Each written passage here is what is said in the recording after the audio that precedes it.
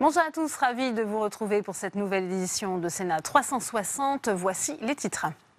Le Sénat s'oppose à l'instauration d'un âge minimum de consentement à un acte sexuel, une mesure qui serait sans effet sur le risque d'acquittement, selon la Haute Assemblée, qui préfère la notion de présomption de contrainte pour qualifier de viol une relation entre un mineur et un majeur. Le débat est à suivre. Suite de l'examen du projet de loi sur l'accès à l'université en séance au Sénat. Hier, les sénateurs ont adopté la mise en place de la nouvelle plateforme Parcoursup qui met fin au tirage au sort mais qui, pour ses détracteurs, officialise la sélection à l'université. On fera le point sur le vote du Sénat dans cette édition. Dernière conférence de consensus sur le logement. Gérard Larcher, le président du Sénat, et Jacques Mézard, le ministre de la Cohésion des Territoires, vont présenter leurs conclusions dans une heure. Elles devraient enrichir le projet de loi sur le logement attendu fin mars. On en parle avec mes invités dans un instant. Et je vous rappelle que vous pouvez réagir à cette édition sur Twitter, le hashtag Sénat360. Pour m'accompagner cet après-midi, Saveria Rojek et Tam Tranui en direct du Sénat. Le multiplex, c'est tout de suite.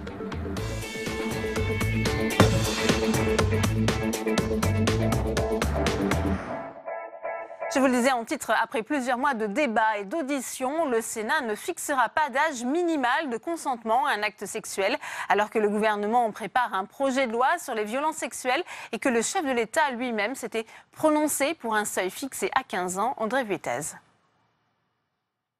Pour eux, ce ne sera ni 13 ni 15 ans. Après plusieurs mois de travail, des sénateurs en arrivent à cette conclusion.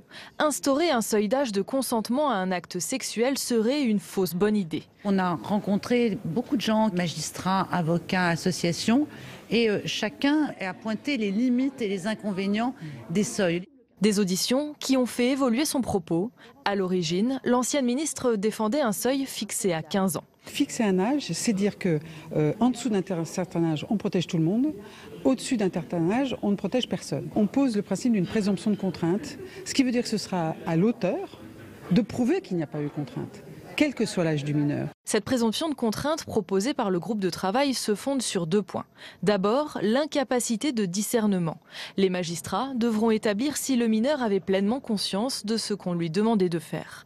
Autre point, la différence d'âge. Et ici, les sénateurs s'appuient sur un fait divers qui a choqué l'opinion. L'acquittement, il y a quelques mois, d'un homme de 35 ans pour le viol d'une fillette de 11 ans.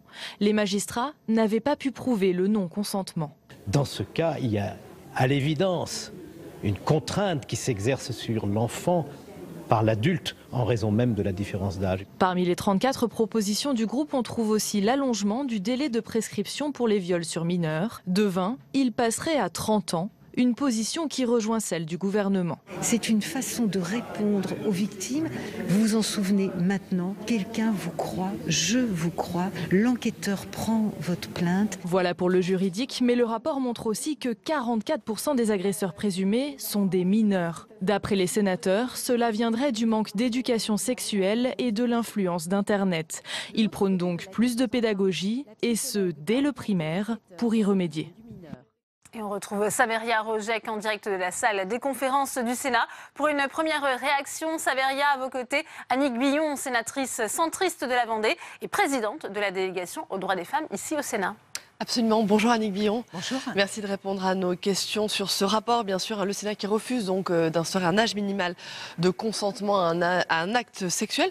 Pourquoi le Sénat fait-il le choix, pourquoi ce rapport fait-il le choix de ne pas faire référence à un âge ? Quel est votre sentiment là-dessus ? Juste peut-être replacer dans le contexte, la commission des lois a souhaité s'emparer du sujet des violences faites aux mineurs. Donc Marie Mercier, porteuse de ce travail, a fait un long travail d'audition et a abouti avec la commission des lois à un certain nombre de propositions et notamment ce à quoi vous faites référence. Nous, au sein de la délégation aux droits des femmes, nous avons choisi depuis octobre d'embrasser le sujet de manière très large, c'est-à-dire que non seulement les violences faites aux femmes pour les mineurs, mais aussi le harcèlement, le viol, et comme ce matin avec la table ronde sur les mutilations sexuelles faites aux femmes. Voilà, donc vous travaillez donc conjointement pour qu'on comprenne bien avec la commission des lois, mais précisément donc sur les conclusions de ce rapport, quel est votre sentiment sur le fait en particulier qu'il n'y ait pas de référence à un âge minimal ? Alors, la commission des lois a souhaité ne pas faire référence à un âge. Je crois que nous, au sein de la délégation aux droits des femmes, le débat est ouvert. Les conclusions de nos travaux ne sont pas rendues aujourd'hui. 13 ans, 15 ans, on l'a vu, le président de la République souhaite 15 ans. Ce débat fait assez bouger les choses finalement parce que il n'y a pas de bon âge en réalité. Donc la proposition de la commission des lois est une proposition intéressante après avoir comment ils vont réussir à inscrire cette proposition dans le code pénal pour que ce soit efficace. Et justement, donc, ce rapport propose la création d'une présomption de contrainte. Qu'est-ce que ça veut dire une présomption de contrainte ? C'est-à-dire que par rapport à un écart d'âge, on imaginerait donc qu'il y a contrainte ou pas contrainte. Là, la définition de l'écart d'âge est une difficulté. C'est pour ça que je vous disais, comment cela va-t-il pouvoir s'inscrire dans le code pénal ? C'est une bonne proposition. Marie Mercier porte cette proposition, mais après, comment ça peut s'inscrire dans le code pénal ? Je ne sais pas, mais je félicite cette avancée parce que 13 ans, 15 ans, l'histoire de l'âge, finalement, est difficile à déterminer, mais il y a bien, à un moment donné, une pression, une emprise, et il faut trouver une solution pour que les mineurs qui sont victimes de ces violences puissent aller en justice et être protégés. Vous, au sein de la délégation, à la tête de la délégation des droits des femmes, vous allez proposer d'autres mesures de cet ordre ? Je crois qu'on travaille bien évidemment avec la commission des lois qui nous avait intégrés dans les différentes auditions qu'elle a menées. Notre travail n'est pas terminé. Oui. En réalité, nous travaillons sur les violences faites aux femmes. Il s'agit du harcèlement, il s'agit des viols, il s'agit des mutilations. Donc, on va faire des propositions. Peut-être que ce sera les mêmes que la commission des lois. Après, on peut s'entendre, évidemment, parce que vraiment, aujourd'hui, cette proposition faite par Marie Mercier et la commission des lois est très intéressante. Très bien, on a compris votre position en tout cas. Merci Annick Billon d'avoir répondu à nos questions. Merci. Merci. Merci Saveria pour cette première réaction en direct. On prend à présent la direction de l'hémicycle où nous attend Tam Tranui. Bonjour Tam, vous suivez pour nous les débats autour de l'accès à l'université. Les sénateurs ont entamé l'examen du projet de loi hier et cet après-midi, ils viennent tout juste d'adopter l'article 1. Et l'article 1, Delphine, c'est l'un des articles fondamentaux de ce projet de loi pour l'orientation et la réussite des étudiants. Cet article premier, il a été adopté largement par 210 voix pour, seulement 114 voix contre. Alors je disais qu'il est fondamental. Eh bien, déjà, il y a eu plus de la moitié des amendements qui portaient sur cet article, mais en plus, eh bien, cet article entérine d'un point de vue législatif la mise en place de la plateforme Parcoursup, cette plateforme qui vient remplacer le très controversé système APB avec ce fameux tirage au sort dans les filières en tension. Parcoursup qui arrive lui aussi avec ses difficultés, ses critiques, avec notamment la mise en place d'un système d'attendu. Pour ses détracteurs, il s'agit là d'une sélection déguisée. Justement, sur la question de la sélection, le Sénat a encore musclé le texte, a encore enfoncé le clou, puisqu'il a proposé que les facs puissent réduire leur capacité d'accueil en fonction, je cite, des taux de réussite et d'insertion professionnelle observés dans chacune des formations. Pour le rapporteur LR Jacques Grosperrin, il s'agit là d'un principe de réalisme et de bon sens. On l'écoute. Il faut ensuite ouvrir des places prioritairement dans les filières qui insèrent et qui préparent au métier du futur. Et je sais que cela ne plaît pas sur tous ces bancs lorsque je dis cette vérité toute simple. Enfermer dans celles qui ne débouchent sur aucune insertion professionnelle, ce n'est pas instaurer des numerus clausus, comme je l'ai entendu dire, mais mettre toutes les chances de réussite du côté de nos jeunes. C'est pourquoi notre commission a souhaité que les modifications des capacités d'accueil soient corrélées au taux de réussite et d'insertion professionnelle des formations. C'est du réalisme et du bon sens. Alors Jacques Grosperrin s'en défend, mais certains y voient au contraire la généralisation du numerus clausus. En clair, comme en médecine où le nombre de places est contingenté et fixé chaque année par l'État, on pourrait voir les amphithéâtres de licence de psychologie ou de droit rétrécir ou augmenter selon les besoins de la France. Alors la gauche, hier, y était farouchement opposée. Elle refuse que les universités doivent s'adapter aux réalités locales, à l'environnement socio-économique, tout en se défendant d'être naïve, mais elle défend une certaine vision de l'université. Écoutez Sylvie Robert. Les universités sont en lien et connaissent le tissu économique local. Mais faire de l'adéquationnisme, c'est-à-dire mesurer les capacités d'accueil en fonction de la réalité, d'abord c'est nier je pense. Vraiment, la nature même de l'université. La nature même de l'université. C'est-à-dire qu'à un moment, l'université n'est pas là pour répondre aux besoins, par exemple, des entreprises. Elle est là pour élever le niveau, elle est là pour mettre en place des niveaux de qualification qui permettent aux jeunes et qui permettront aux jeunes de lui donner les outils pour accompagner, en tout cas, son parcours professionnel. Opposition très claire à gauche, eh bien la droite étant majoritaire au Sénat. L'amendement du rapporteur Jacques Grosperrin a donc été conservé dans le texte et dans cet article 1er qui vient donc d'être lui-même adopté. Merci à vous, Tam, et on vous retrouvera tout au long de cette édition. On continue les réactions à cette réforme de l'université, de son accès. Avec vous, Saveria Rojek. Vous êtes avec Jean-Claude Carle, sénateur LR de la Haute-Savoie. Bonjour Jean-Claude Carle. Bonjour. Merci de répondre à nos questions. Les sénateurs sont donc, on vient de le dire, toujours en plein examen du projet de loi Parcoursup, du projet de loi réussite et orientation des étudiants. La version examinée et adoptée, en passe d'être adoptée par les sénateurs, est assez éloignée de celle voulue par le gouvernement et votée par l'Assemblée nationale. Est-ce que vous pouvez de nouveau un peu nous présenter dans les grandes lignes cette version imaginée par les sénateurs ? La version imaginée par les sénateurs et par le rapporteur, Jacques Grosperrin, prend mieux en compte la triple réponse que se doit d'apporter tout système de formation, qui soit supérieur ou pour le système scolaire. La première réponse est une réponse sociale, une réponse en matière économique et une réponse en matière d'aménagement du territoire. Le texte initial prenait en compte, et c'est une nouveauté, je tiens à le signaler, les besoins de l'économie, c'est-à-dire cette réponse aux besoins de l'entreprise et de mettre en garde les étudiants qui ont un projet des débouchés éventuels du cursus qu'ils seront amenés à en suivre. Par contre, il n'y a pas de réponse en matière d'aménagement du territoire et c'est un de mes amendements qui veut justement prendre en compte, car si on répond aux besoins de l'économie, les besoins ne sont pas homogènes sur notre territoire. Ils varient d'une région à une autre et c'est le sens de mon amendement. Absolument. Alors toujours sur l'esprit du texte, l'esprit de ce projet de loi, la gauche, l'opposition dénonce le retour du tri à l'entrée, du tri social des élèves à l'entrée de l'université, le retour de la sélection. Jacques Grosperrin, hier, lors de la discussion générale, n'a pas hésité à employer ce mot de sélection. Qu'est-ce que vous répondez justement à la gauche et à l'opposition là-dessus ? Bien sûr, la sélection, qu'on le veuille ou non, elle existe. Et la sélection la plus terrible, c'est celle d'aujourd'hui. Aujourd'hui, on s'en remet. On remet l'avenir d'un jeune au tirage au sort. C'est digne sans doute de la Française des Jeux, mais c'est pas digne de l'éducation nationale. Et le texte de Madame la Ministre, au moins, corrige cette anomalie, cette aberration, et fait en sorte de tenir compte, là aussi, des débouchés. Vous savez, la sélection, elle s'opère très tôt. Quand on sait que l'avenir scolaire d'un jeune, il est quasiment scellé quand il va finir, il va fêter son 7e anniversaire, ça en dit long. Et aujourd'hui, ce texte, j'allais dire, il corrige ces inégalités pour vous ? Il les corrige, mais trop tard. Les inégalités, elles se corrigent dès le départ. Il y a un chiffre qui est terrible. Un fils d'ouvrier, aujourd'hui, a 17 fois moins de chances de préparer une grande école qu'un fils d'enseignant ou de grade supérieur. Et aujourd'hui, tout le système, il va à ceux qui savent et ceux qui ont. Et aujourd'hui, c'est ça qu'il faut corriger. Madame le ministre y contribue, le Sénat améliore en tenant compte des débouchés, mais il faut le prendre beaucoup plus tôt à la sélection, qu'on le veuille ou non. On ne veut pas parler de sélection, c'est la politique de l'autruche. On voit où ça nous mène.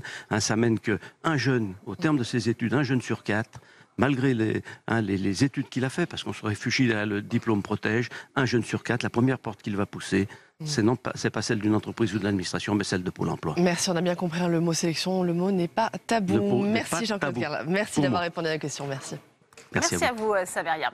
6 mois après la démission du chef d'état-major des armées, Pierre de Villiers, le président de la République veut regagner la confiance des armées. Près de 300 milliards d'euros seront consacrés à la défense d'ici à 2025.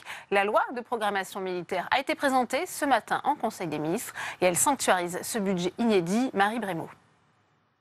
Redonner des moyens suffisants aux armées, voilà l'ambition de la loi de programmation militaire qui prévoit les dépenses pour les 7 années à venir. Et l'objectif affiché est plutôt ambitieux. Il s'agit de porter les dépenses de défense de la France à 2% du produit intérieur brut en 2025. Concrètement, ce seront près de 200 milliards d'euros que la France investira dans sa défense entre 2019 et 2023, et ce sera ce seront 295 milliards d'euros qui sont programmés sur l'ensemble de la période qui couvre la programmation militaire. Des dépenses qui vont permettre de moderniser et renouveler des équipements à bout de souffle. Entre autres, de nouveaux véhicules blindés pour l'armée de terre, 4 pétroliers ravitailleurs pour la marine ou 8 avions légers de surveillance pour l'armée de l'air. Mais l'exécutif veut également améliorer le quotidien des militaires, que ce soit les conditions de travail ou de vie. Les soldats vont notamment bénéficier de gilets pare-balles de dernière génération et de treillis ignifugés. Histoire de chouchouter ceux qui sont mobilisés dans le cadre d'opérations extérieures comme au Sahel ou au Liban, mais également les militaires sursollicités sur le territoire national depuis les attaques terroristes en 2015 et 2016. Et je vous propose d'écouter la réaction de Christian Cambon, c'est le président de la Commission des Affaires étrangères et de la Défense du Sénat. Il est au micro de Saveria Rojek. Bonjour Christian Cambon. Bonjour. Merci de répondre à nos questions. La loi de programmation militaire a donc été présentée ce matin en Conseil des ministres. On annonce un effort de 295 milliards d'euros. La ministre des Armées dit que c'est la première fois depuis 20 ans que la nation fait un effort pour les armées et pas l'inverse, c'est-à-dire pas d'économie sur le dos des armées. Votre réaction, vous êtes satisfait, on imagine ? Les choses vont dans le bon sens. Nos armées ont été éreintées depuis plus de 20 ans. Et faisaient malheureusement les frais de tous les arbitrages budgétaires. Et là, on repart sur une courbe qui est favorable aux armées. Je pense qu'à la fois, c'est la situation de la défense en France qui ne convenait plus. Par ailleurs, les tensions se multiplient dans le monde et je crois que l'opinion publique était tout à fait demanderesse aussi de ce renforcement. Les objectifs visent à la fois à réparer le passé, au niveau des équipements, qui sont usés. On a des outils militaires, on a des véhicules qui ont 40, 50 ans parfois. Et puis c'est aussi la condition militaire, manque de logement, les effectifs sont trop tendus. Donc là, il y a un certain nombre de progrès par rapport à ce qui se passait. Justement, Christian Cambon, à quel poste doivent être alloués en priorité ces crédits ? Est-ce que c'est le matériel ? Est-ce que c'est les effectifs ? Alors, il y a un net effort de ce que nous avons compris du texte de la loi que la ministre a courtoisement transmis ici au Sénat. Il y a un effort sur les équipements, notamment le programme Scorpion, les véhicules de transport de personnel. Il y a un effort qui va être fait sur les ravitailleurs, à la fois les pétroliers, mais aussi les ravitailleurs en vol. Je rappelle que les ravitailleurs en vol étaient plus anciens que les caravelles, qui montraient dans un avion qui a plus que 50 ans d'âge. Donc là, sur ce plan, il y a un véritable effort qui est fait. Sur les effectifs, le Sénat avait préconisé l'embauche de 2500 personnes chaque année. On n'aura manifestement pas ce chiffre, mais moi je préfère qu'on dise des chiffres vrais et qu'on s'y tienne et qu'on ne refasse plus ce que l'on faisait avec le gel des crédits. Alors justement, est-ce que selon vous, ces engagements financiers seront pérennes ? Est-ce que le budget est vraiment sanctuarisé ou est-ce qu'on peut craindre encore des reculs sur ces annonces ? Il y a quand même une petite astuce de présentation, c'est que cet effort, près de 300 milliards, est présenté jusqu'en 2025. J'ai cru comprendre que le quinquennat s'arrêtait en 2022. Donc il semble que les 2 dernières années, on a une véritable bosse de l'ordre de 3 milliards par an. Donc, j'allais dire, on souscrit pour l'avenir, c'est une bonne chose. Encore faudra-t-il véritablement se tenir à cette règle. Donc ça, c'est un vrai sujet d'inquiétude. Est-ce que véritablement on pourra tenir le rythme de ces engagements financiers ? Ça, c'est une vraie question. Par ailleurs, il y a des points sur lesquels nous insisterons et qui nous semblent insuffisants. Je pense notamment au logement des militaires. Rien qu'à Paris, il en manque 400. Or, on est en train de solder au bénéfice de Madame le maire de Paris des îlots entiers qui étaient tenus par le ministère de la Défense, alors que c'est nos militaires qu'il convient de loger. Je prends l'exemple du Val-de-Grâce. Il faut absolument que les armées conservent le Val-de-Grâce parce qu'on en aura besoin. Donc, si vous voulez, il y a des véritables sujets sur lesquels on va être très attentif. Une dernière question sur les opérations extérieures, les OPEX. Est-ce que le budget concernant les OPEX est sous-estimé ? C'est ce qu'on entend dire et ça a parfois été le cas justement dans le passé. Il était par le passé sous-estimé. 300-400 millions, ça ne correspondait pas à la réalité. Alors là, il est chiffré à 1,1 milliard. La seule chose, c'est que c'est le ministère, c'est la Défense qui va financer cette dépense. Et donc, quelque part, ça vient un peu en déduction des annonces qui viennent d'être faites, car précédemment, c'était financé en interministériel.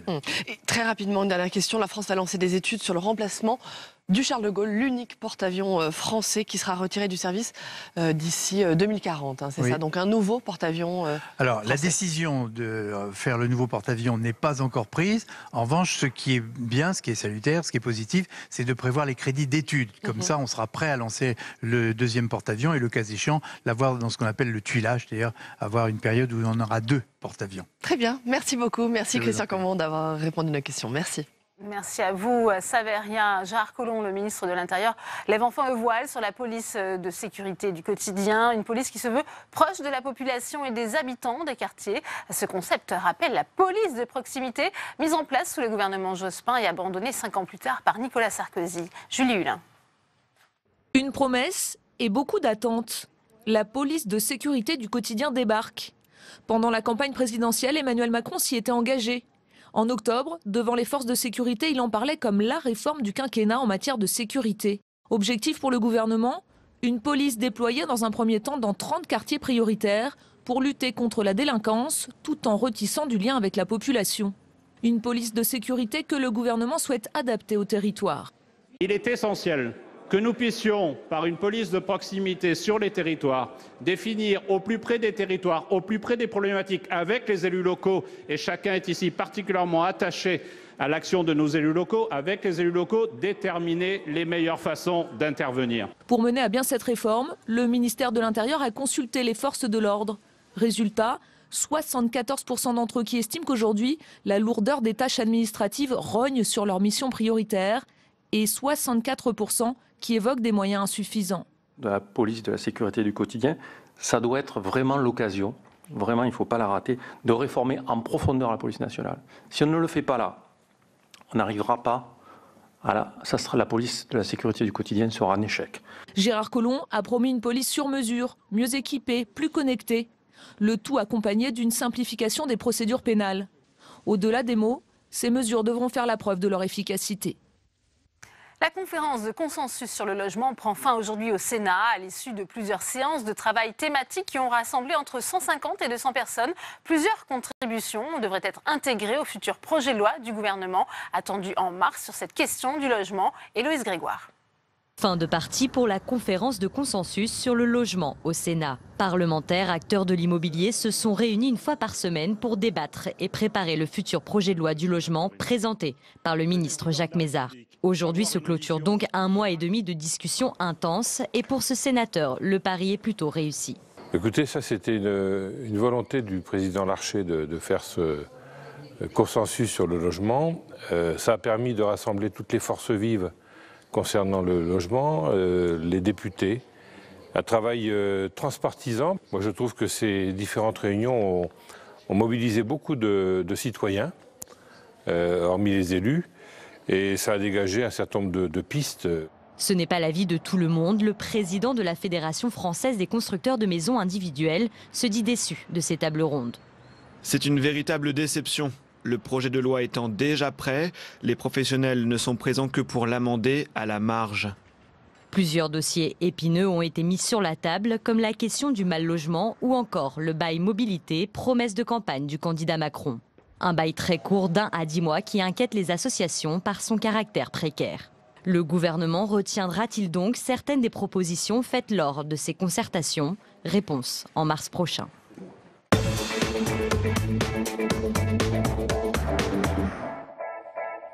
Et on ouvre le débat dans Sénat 360 avec mes invités sur ce plateau. Noëlle Rossan, bonjour. Merci d'être avec nous. Vous êtes sénatrice La République En Marche de Lyon. Merci d'avoir accepté notre invitation. Avec nous également Valérie Létard, bonjour. Vous êtes sénatrice centriste du Nord et j'accueille Marc-Philippe Daubresse, bonjour. Sénateur LR du Nord, vous êtes ancien ministre délégué au logement et à la ville. On attend également Marc Denis qui est sénateur socialiste et qui va nous rejoindre dans un instant. Première question pour vous, Noëlle Rossan et Valérie Létard, je vous poserai un mot peut-être sur la méthode. C'était une bonne idée cette conférence de consensus, qu'en avez-vous pensé? C'était une méthode, moi j'ai trouvé remarquable. Il faut d'abord déjà remercier le président de la République qui a accepté la demande du président du Sénat, qui était d'ailleurs une demande aussi excellente, de pouvoir réunir non seulement les députés, les sénateurs, l'État, mais les parties prenantes et les élus locaux aussi. C'est-à-dire que tous ceux qui sont concernés par ce problème qui est aujourd'hui d'une importance primordiale, se sont trouvés donc ensemble pour réfléchir et essayer de donner des renseignements et des propositions pour faire avancer le dossier. Vous saluez aussi la méthode de cette conférence de consensus, Valérie Létard. Tout à fait. Vous le savez, nous sommes au lendemain d'une véritable réforme budgétaire du monde du logement et à l'avènement d'un texte de loi qui fixe à réorganiser le monde du logement. Entamer l'examen au Parlement d'un texte de loi qui va concerner tout l'univers du logement et les collectivités sans avoir bénéficié de ce débat et des regards croisés qui vont nourrir les parlementaires pour embarquer ce travail qui va être le nôtre, car les députés comme les sénateurs vont devoir examiner ces textes, les amender, et pour le gouvernement, et nous attendons bien évidemment avec beaucoup d'impatience le regard du ministre Mézard cet après-midi, de voir comment le ministre a entendu tout cela, qu'est-ce qu'il en retire, et donc tant du point de vue du gouvernement que du point de vue du parlementaire, c'était essentiel. Et enfin, comme l'a dit ma collègue, il est absolument important de pouvoir, à chaque fois que nous entamons des réformes importantes de cette nature, de pouvoir consulter largement cette initiative portée par le Sénat, comme ça avait déjà été le cas dans le budget, c'est-à-dire un travail transpartisan, porté par le président Larcher, accepté par le président Emmanuel Macron. C'est une excellente initiative. Et pourtant, Marc-Philippe Daubresse, on a entendu, certains disent ça va servir à rien, on connaît déjà l'avant-projet de loi, les parlementaires ne pourront que l'amender à la marge. Écoutez, il y a eu une conférence sur le logement, c'est indéniable. Est-ce que cette conférence est une conférence du consensus? On le saura dans quelques instants ou dans quelques semaines. Le problème, c'est un problème de méthode, vous savez. Moi, j'ai eu le privilège, avec Jean-Louis Borloo, de faire voter une loi sur le logement ici, qui a été votée à l'unanimité avec l'abstention des communistes. Effectivement, vous ne pouvez pas voter sur un sujet de vie quotidienne de ce type une loi, faire voter une loi si vous n'essayez pas de faire des regards croisés convergents, comme vient de le dire à juste titre Valérie Létard. Mais la vraie question que nous posons, c'est est-ce qu'on aura une gouvernance décentralisée, territorialisée du logement, c'est-à-dire qu'on partira de la réalité de terrain et on déclinera des objectifs au niveau du terrain, ou est-ce qu'on sera dans une vision très étatisée, avec un rôle accru des préfets et très centralisé? Pour moi, c'est ça le nœud gordien qui nous permettra de dire s'il y a eu consensus ou pas. Alors que j'accueille Marc Daunis, sénateur socialiste des Alpes-Maritimes, vous avez participé activement à ces conférences de consensus. On parle de cette méthode, vous aussi vous la saluez, la méthode du gouvernement pour aboutir à un enrichissement, à des contributions pour améliorer le projet de loi? Bonjour, oui bien sûr, on peut que saluer parce que ça va nous permettre, je pense, d'avoir à la fois le regard de différents acteurs, c'est ce qu'on a vu, la participation dans ces ateliers était considérable, de qualité, des contributions, une plateforme, bref, un matériau très intéressant. À la fois ce regard des différents acteurs et le projet de loi, ce qui nous permet de pouvoir, en tant que parlementaires, bénéficier de ce qu'on fait aussi traditionnellement à travers des auditions, mais de façon un peu plus structurée, de façon un peu plus organisée, un regard aussi collectif. La présidence qui rassemblait les différentes sensibilités des ateliers autorise cela. C'est aussi la tradition du Sénat et c'est une qualité qu'il serait dommage qu'il ne perde. On va parler maintenant des sujets qui fâchent, si vous voulez bien, Noël Rossan, puisqu'il y a eu ce débat autour de la baisse des APL. On se souvient l'article 52 dans la loi de finances. Il n'y avait pas eu vraiment d'accord finalement entre le Sénat et le gouvernement sur cette question. On sait que ce projet de loi contient une vaste réforme du monde HLM. Alors là, est-ce que vous espérez bien que la voix du Sénat sera entendue? Oui, bien sûr. J'espère que la voix du Sénat sera entendue. Mais néanmoins, cette réforme des HLM est aussi nécessaire parce que de toute façon, il y a aujourd'hui, je pense, trop d'organismes, donc il faut réussir à... Il y en a environ 700 et ils sont d'accord pour... En plus de ça, ils sont d'accord en général, ils sont d'accord pour se rapprocher, pour mutualiser leur travail pour pouvoir avancer et pouvoir justement avoir un regard différent aujourd'hui de ce système. Ouais. Est-ce que l'épisode de la baisse des APL va quand même peut-être compliquer la tâche du gouvernement qui veut justement réformer, je le disais, les bailleurs sociaux? Eh bien, comme vous l'avez rappelé, cet épisode budgétaire a été un moment, on va dire, particulièrement difficile pour le monde du logement, qui a suscité des débats assez musclés, on s'en souvient.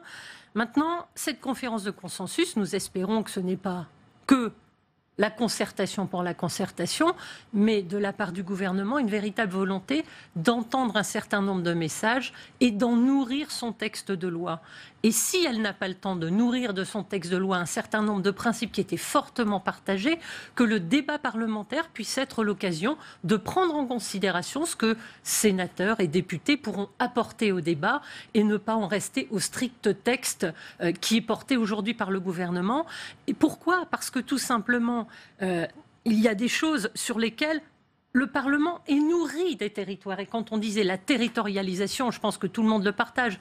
On sait qu'une politique du logement, il n'y a pas une région qui ressemble à l'autre. Il n'y a pas un territoire qui est organisé comme l'autre. Nous avons des métropoles, nous avons de la ruralité. Ça nécessite une adaptation, une prise en compte de ces spécificités territoriales. Elles sont au cœur de nos préoccupations. C'est juste. Et il faudra véritablement que nous puissions, sur ces points-là, être entendus. Et bien sûr, la question des ordonnances, c'est quelque chose, le président Larcher l'a dit en entrant dans ce débat et dans cette discussion, c'est vraiment être assuré que nous aurons véritablement la possibilité, dans le travail parlementaire qui va nous être proposé, de pouvoir ajuster les choses en bonne intelligence avec le gouvernement. Marc-Philippe Daubresse, j'en reviens à cette question. Est-ce que les bailleurs sociaux ne se sont pas sentis braqués justement après cet épisode ils n'ont pas apprécié du de la tout. baisse des APL? Là, ça n'a pas été une méthode de consensus. Non. Ça a été une méthode brutale. Bon. Ça va mal dans le monde du logement social actuellement. La construction neuve est en chute et cette chute va durer. Le président Macron y est pour rien, mais le projet de loi, il peut accélérer ou décélérer la chute. Bon. Les chiffres allaient mieux jusqu'à l'année dernière, ils vont pas bien. Et dans les logements sociaux, c'est encore pire. Et en région francilienne, c'est moins 17% d'agrément. La question, j'en reviens, c'est le mot-clé, c'est territoire. Si vous faites une réforme qui réduit le nombre d'organismes HLM de manière territoriale, vous ferez une bonne réforme. Si vous faites une réforme qui fait une massification financière, c'est-à-dire c'est des logiques de concentration de capital avec une SA d'HLM de Lille qui va acheter une autre d'Angoulême ou d'Avignon qui est faite, vous ferez une mauvaise réforme. Donc la question, c'est beaucoup une question de gouvernance et de manière dont on va pouvoir... Bien sûr qu'il faut mutualiser les moyens et bien sûr qu'il faut essayer de concentrer son action sur les principaux objectifs qu'on veut faire en matière de... Mais si on veut un choc sur l'offre...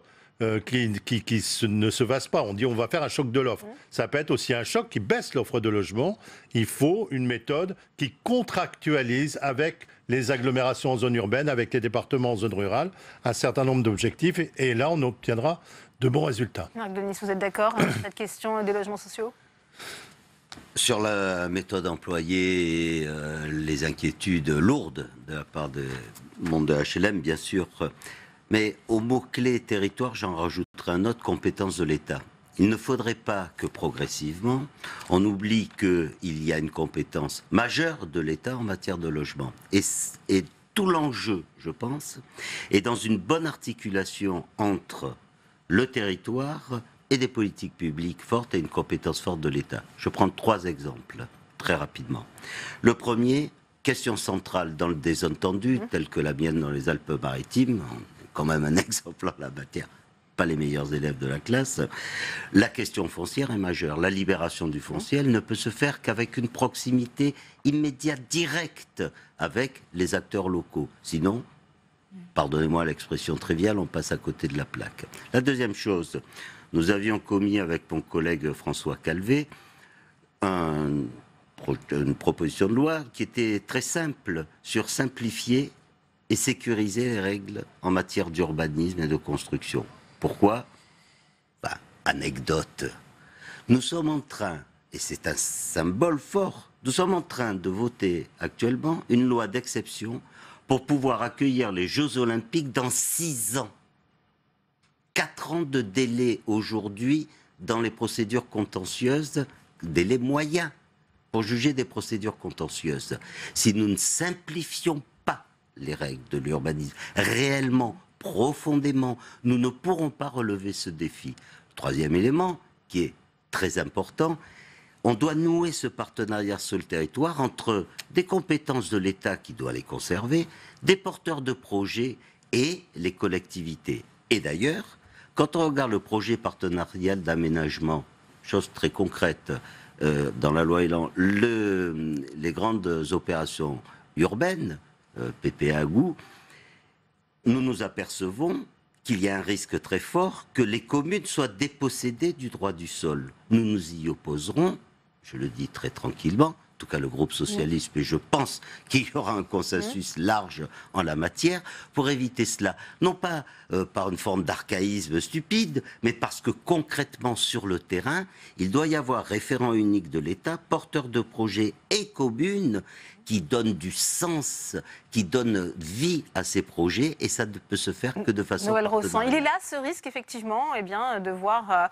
les prérogatives, les collectivités territoriales finalement se faire déposséder de leurs prérogatives en matière de logement. En matière de logement, de toute façon, il y a, je pense, un regard à avoir par les communes, mais aussi par les intercommunalités, qui ont quelquefois la compétence, justement, des PLUI, par exemple. Et donc, il faut que regarder précisément, avec une attention très particulière, dans toutes les communes où on peut construire et où comment il faut vraiment adapter de toute façon, mais au plus proche des communes. Valérie Létard, on voit que le gouvernement entend justement, pour produire plus de logements, libérer du foncier et peut-être aussi augmenter les droits à construire. Comment ça doit se traduire concrètement selon vous ? Bien, je pense que la réponse, vous l'avez eue, je ne vais pas plagier ce qu'a dit Marc Denis, puisqu'il a bien dit comment les choses pouvaient se passer en termes de libération du foncier et que ça ne pouvait en tout cas pas se faire unilatéralement et que c'était bien l'action commune de 3 piliers qui doivent être présents à une échelle de territoire qui est l'échelle des territoires de projet et qu'on ne peut pas avoir une vision planifiée du haut sans connexion avec les territoires. Et ça, c'est véritablement ce qui est au cœur des préoccupations et peut-être effectivement, une fois qu'on a réglé ce problème du foncier, de la libération du foncier, la question de la recomposition du tissu des organismes de logement qu'évoquait Marc-Philippe Daubresse est absolument essentielle aussi, car si on doit faire l'effort, et beaucoup, je crois que tous les acteurs même qui étaient présents à cette conférence de consensus ont bien conscience qu'il va falloir se regrouper, mais il n'y a pas un modèle unique. Il faut regarder comment, à quelle échelle, pourquoi faire. Et c'est là aussi où on entend bien que l'État prenne en considération des réalités qui sont diverses, qui ne sont pas uniformes. On a parlé aussi de vente de logements, la vente de patrimoine pour essayer de permettre l'accession à la propriété d'un certain nombre et de mobiliser aussi des moyens et des fonds propres pour construire plus. Là aussi, cette question a soulevé des débats, mais vendre du patrimoine de logement social, par exemple, c'est une solution, mais il faut aussi prévoir les risques de copropriété dégradée que cela pourrait générer. Il y a beaucoup de sujets qui ont été évoqués. Je pense vraiment qu'aujourd'hui, la clé, c'est l'État doit prendre en considération la nécessité de coproduire sa réforme. L'État ne peut pas avoir raison seul. L'État, aujourd'hui, porte une vision stratégique, il est stratège, mais il doit prendre en considération ces opérateurs que sont les organismes de logement et les territoires qui mettent en œuvre les politiques de l'habitat, les plans d'urbanisme, les plans locaux d'urbanisme qui financent, qui garantissent les emprunts du logement. Et on voit bien que tout cela, ça forme un tout et que ce tout, il faut qu'on le pense et qu'on le construise ensemble. Sur la question des logements sociaux, on voit que le gouvernement, justement, et Valérie Létard le disait, veut encourager la vente. Est-ce que c'est une bonne chose ? Il y a ce risque de copropriété dégradée ? Ça fait des années qu'on propose la vente d'une partie du logement HLM. Les copropriétés dégradées, on peut trouver un système dans lequel on impose aux SA d'HLM ou aux offices HLM d'être syndic des copropriétés pour éviter que ça parte dans tous les sens. Donc il y a des solutions techniques pour y arriver. L'autre sujet, j'y reviens parce que ça ne fait pas consensus entre nous, ça. C'est la loi SRU. Nous disons que la loi SRU, OK, pour obtenir un objectif de plus de production de logements sociaux, mais laissez-nous le faire à l'échelle d'une agglomération, plutôt que de sanctionner des maires qui parfois n'ont pas les outils d'urbanisme pour leur permettre de construire. Donc c'est un deuxième sujet. Le troisième sujet, c'est Marc Denis qui l'a soulevé, c'est la question du temps. Le temps, c'est de l'argent. Les recours abusifs aujourd'hui, c'est une catastrophe parce qu'on met 5, 6 ans, 7 ans pour sortir une opération, alors qu'on pourrait juger tout ça beaucoup plus vite, surtout quand on constate que c'est abusif. Alors, il y aura des dispositions. Il y a un certain nombre de mesures. Il y a un certain nombre de mesures qui pourraient permettre de relancer l'offre de logement. Le foncier, ça fait des années que l'État, moi quand j'étais au gouvernement, c'était déjà le cas, a dit on va libérer du foncier. Si l'État fait ça de manière autoritaire dans son coin, il n'y arrive pas. Si il fait un contrat avec l'agglomération, c'est surtout en zone urbaine, vous libérez du foncier, eh ben il peut y arriver. Voilà. Donc on attend, mais on est tout à fait prêt à collaborer à cette loi si elle va dans le sens d'une gouvernance décentralisée. Bien sûr, il y a des responsabilités d'État sur le droit au logement opposable, sur un certain nombre de choses sur lesquelles on ne peut pas céder, on est bien d'accord. Mais les grandes opérations d'urbanisme qu'on voit se poindre là, c'est quand même une forme de dessaisissement du pouvoir d'agglomération et du pouvoir des maires qui ne va pas dans le bon sens s'il était maintenu. Autre exemple, le gouvernement veut favoriser la transformation de bureaux en logements et l'État se réserve la possibilité de réquisitionner les bureaux vacants à des fins d'hébergement. Marc Denis. On touche à une question très importante. D'abord, on sait que le logement est un des défis majeurs que doit relever notre pays. Les conditions d'habitat indigne dans lesquelles se trouvent certains de nos concitoyens de plus en plus nombreux, ce n'est pas acceptable. Deuxièmement, on ne peut pas s'en remettre à la main invisible du marché. On voit très bien qu'il faut intervenir, réguler, que ce soit à tous les échelons, et y compris la loi doit intervenir. Bien, à partir de là, on doit trouver les bons outils et trouver les adaptations. C'est pas toujours évident. Quand on regarde les discours parfois de certaines communes vis-à-vis d'autres, pour lesquelles on dirait c'est vous qui allez faire le logement social à notre place et qui trouvent 1000 raisons pour ne pas en faire. On ne peut pas accepter cela. De l'autre côté, il y a des raisons objectives. Dans mon département, vous avez la loi montagne, la loi littorale, qui se chevauquent par endroits, des protections ô combien importantes, les terres agricoles, bref, un ensemble de contraintes qui pèsent lourdement et qui, parfois, réellement contraignent les communes. Eh bien, justement, une des propositions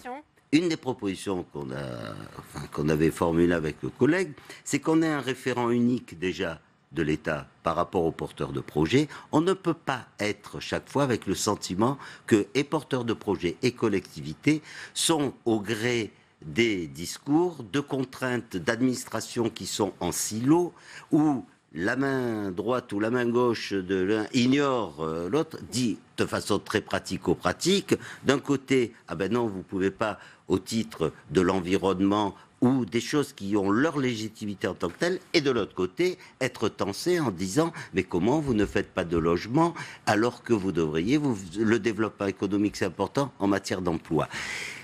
La vie, c'est trouver les bons équilibres. Pour trouver ces bons équilibres, chacun doit assumer ses responsabilités. L'État, un discours. Je priorise, y compris sur le territoire, et j'assume ces priorités. Et des dérogations peuvent être faites. Les collectivités, elles doivent assumer aussi ces responsabilités. Et enfin, les porteurs de projets. Pardon, mais on est dans des équilibres qui sont parfois très subtils et compliqués à gérer sur le terrain. Le gouvernement, avec ce texte, va réussir justement à construire davantage de logements et surtout moins cher ? Oui. Je pense que la définition que le gouvernement donne du logement aujourd'hui, c'est de construire plus, construire mieux et construire moins cher. Et c'est comme ça que je pense que l'on arrivera à rattraper un certain retard, il faut le dire, que nous avons dans ce pays sur le logement. Avec toujours cette ambition de favoriser la mixité sociale, c'est un problème récurrent. Oui. Valérie Létard, on voit bien qu'il faut aussi favoriser la mobilité au sein des logements sociaux. Là, le gouvernement prévoit de réexaminer les dossiers tous les 6 ans, de mémoire. Oui. Tout à fait. La mixité sociale, elle est aussi au cœur des préoccupations et de ce texte, parce qu'il y a des choix aussi de fond. Quand on parle de mixité sociale, qu'est-ce qu'on veut faire du logement social ? Est-ce que dans le logement social, on veut un peu de mixité ou est-ce qu'on veut donner uniquement priorité aux plus précaires? Ça va être un sujet de fond aussi latent parce que vous savez, par exemple, quand on parle rénovation urbaine, on a toujours défendu l'idée que ces quartiers, il fallait en faire des quartiers de mixité, un peu d'accession sociale, y trouver des gens de situations sociales diverses pour recréer un ensemble. Et tout ça s'entrechoque avec un autre sujet qui est celui de trouver des solutions à ceux qui sont les plus éloignés du logement, qui sont dans l'urgence, qui sont en difficulté. Et ces deux sujets s'entrechoquent parce qu'il ne faudrait pas qu'au bénéfice justement des difficultés à avoir les logements sociaux suffisants pour accompagner ceux qui sont les plus en difficulté, eh bien, nous soyons dans des patrimoines de logements sociaux où on ne trouve plus qu'un type de public. Et donc, il faut réaliser cette équation particulièrement difficile entre ces deux enjeux. Alors ça, c'est pas une mesure particulière, mais c'est un vrai principe de base. Qu'est-ce que l'on veut faire dans le cadre de nos politiques de logement social?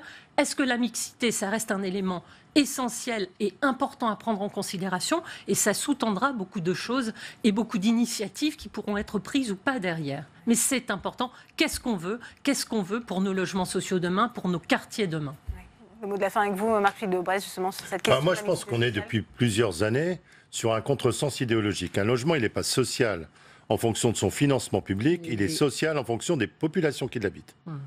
Et on a aujourd'hui plus de personnes en situation de grande précarité dans le parc locatif privé, qui est gravement dégradé dans toute une série de régions de France, dont la nôtre, par exemple, et que dans le parc public. Donc, c'est pas un gros mot que des gens qui fassent de la location-accession ou de l'accession sociale à la propriété soient comptabilisés comme du logement social, s'ils ont des revenus et une charge de famille faible qu'ils justifient. Et donc, il faut revoir la définition du logement social et trouver un parcours, parce que dans certains quartiers, comme le dit Valérie, il faudra mettre plus d'accession sociale, parce que c'est pas de l'accession hyper résidentielle, on est bien d'accord. Et dans d'autres quartiers, au contraire, il faudra mettre plus de locatifs pour avoir un meilleur équilibre. Tout ça, c'est sur le terrain que vous pouvez le mesurer, et c'est donc très lié à la gouvernance et au territoire, comme je le disais au début. Bien, merci à vous, Marc-Philippe Daubresse, merci Marc Denis, merci Valérie Létard, merci Noël Rosson. Je vous laisse regagner la salle Clémenceau pour écouter les conclusions de ces conférences de consensus sur le logement. Merci à tous les quatre. Merci à vous. On retrouve à présent Tam Tranui, toujours en direct de l'hémicycle du Sénat, de la tribune de presse. Tam, il y avait aussi aujourd'hui la remise du rapport de la Cour des comptes par son premier président, Didier Migaud. Et oui, et comme chaque année, les sages de la rue Cambon ont donc passé au peigne fin les finances publiques de la France. Alors, au piquet des sujets très divers, tels que les hôpitaux, les compteurs Linky, les entreprises de sécurité privées ou encore les piscines publiques. Je ne vais pas rentrer dans le détail, c'est un document très épais que Didier Migaud a remis au président du Sénat, Gérard Larcher, ce matin. Et plus largement, le premier président de la Cour des comptes a adressé un avertissement à l'exécutif. Attention, a-t-il dit en substance, il faut poursuivre et même réellement accroître les efforts pour parvenir à réduire le déficit. Écoutez Didier Migaud, le premier président de la Cour des comptes. Pour 2018, la loi de finances ne prévoit qu'un recul faible du déficit et le poids de la dette publique devrait encore légèrement augmenter. Au-delà de 2018, la loi de programmation des finances publiques prévoit une concentration de l'effort de réduction des déficits sur les années 2020 à 2022. Elle repose sur l'hypothèse, par nature incertaine, du maintien du rythme actuel de croissance sur toute la période et sur des hypothèses d'économie qui doivent être affermies et se concrétiser. La Cour des comptes, toujours très inquiète, cela fait partie de son travail, de mettre l'exécutif sous pression. D'ailleurs, elle ne croyait pas, il y a encore quelques mois, l'été dernier, que le déficit passerait sous la barre fatidique des 3% du PIB en 2017. Et finalement, les plus optimistes que prévu, tout comme le gouvernement. Je rappelle que les dernières prévisions de Bercy actent un déficit à 2,9% pour 2017. Mais voilà, c'est surtout dû à une amélioration de la conjoncture. Écoutez le président socialiste de la Commission des finances, Vincent Eblé. Je note que la prévision d'exécution à fin 2017, soit un déficit en dessous des fatidiques 3 points de produit intérieur brut, est en nette amélioration par rapport à la prévision de l'audit de la Cour de juin dernier, soit 3,2 points de PIB. Ceci est dû, comme vous le mentionniez, à l'amélioration de la conjoncture dont résulte une progression des recettes et mais dans une moindre mesure, soulignez-vous, aux mesures de freinage de la dépense publique à l'été. Cette nette amélioration de la conjoncture économique en France, mais aussi dans la zone euro dans son ensemble, explique donc que la France parvienne à ses fins cette année. Et les sages de la rue Cambon restent néanmoins extrêmement critiques par rapport à la politique menée par le gouvernement. Ils estiment que cette phase d'amélioration n'est pas suffisamment mise à profit pour réduire, je les cite, vigoureusement le déficit public. Un risque de véritable dégradation des finances publiques demeure donc s'il y a un ralentissement économique ou d'éventuels chocs de conjoncture défavorables. Merci à vous, Tam, pour toutes ces précisions. C'est une fin de non-recevoir qu'a opposé Emmanuel Macron hier à Bastia aux revendications des nationalistes corses. En revanche, le chef de l'État s'est dit favorable à l'inscription de la Corse dans la Constitution, sans pour autant préciser les implications d'une telle décision. Sandra Serqueira. Un discours de fermeté qui coupe court à la majorité des revendications nationalistes. Seule l'inscription de la Corse dans la Constitution a été retenue par Emmanuel Macron. Toute la question est de savoir comment. Pour le chef de l'État, pas question que l'île quitte la France métropolitaine. L'idée serait d'enrichir l'article 72 de la Constitution, qui fixe le droit commun des collectivités, avec une motion sur la Corse. Dans l'article 72, le droit à la différenciation. Nous en avons beaucoup parlé avec eux, c'est-à-dire la possibilité, au fond, d'appliquer, je le fais simplement, les lois et les règlements différemment selon les territoires. Ça ne sera pas que symbolique, et c'est là aussi où il faut entrer dans le détail, ça peut donner lieu à de nouvelles responsabilités pour l'Assemblée et l'exécutif de Corse, mais dans la République. Une avancée jugée bien insuffisante par Gilles Simeoni, chef de l'exécutif corse. Notre revendication d'un statut d'autonomie de plein droit et de plein exercice est mentionnée dans notre projet et dans notre programme électoral. Dont acte, nous considérons donc que c'est une occasion manquée. Car c'est l'article 74 qui régit les collectivités d'outre-mer et même la Nouvelle-Calédonie engagée dans un processus d'indépendance qui a la faveur des nationalistes. Un scénario inenvisageable, assure le constitutionnaliste Didier Mauss. On peut aller un peu plus loin en termes de décentralisation, voire d'autonomie, mais on n'en fera pas, en tout cas dans la pensée de M. Macron, une région très particulière, que ce soit la Nouvelle-Calédonie en France ou la Catalogne en Espagne. Les élus insulaires qui acceptent de reprendre le dialogue ont 1 mois pour faire des propositions, afin que la disposition soit intégrée dans le projet de loi de révision constitutionnelle. Et Benjamin Morel, docteur en sciences politiques, est notre invité. Le face-à-face, c'est tout de suite.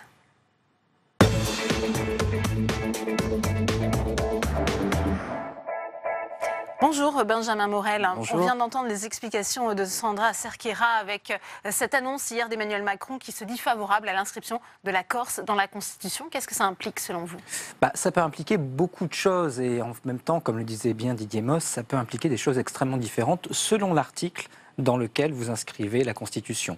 Si c'est l'article 72, avec, à mon avis, il faut y revenir, une possibilité d'évolution de cet article 72 avec un droit de la différenciation, eh bien, la collectivité de Corse existerait dans la Constitution, nommément, ce qui déjà est important, parce que ça veut dire qu'on ne pourrait pas revenir à une situation ancienne, où la Corse était, au bout du compte, une région et des départements, donc une collectivité qui ne se distinguait pas des régions et des départements métropolitains. Donc ça inscrirait, ça sanctuariserait un peu cette spécificité, mais après, sur le fond, eh bien, il y aurait très peu de différence avec les autres collectivités.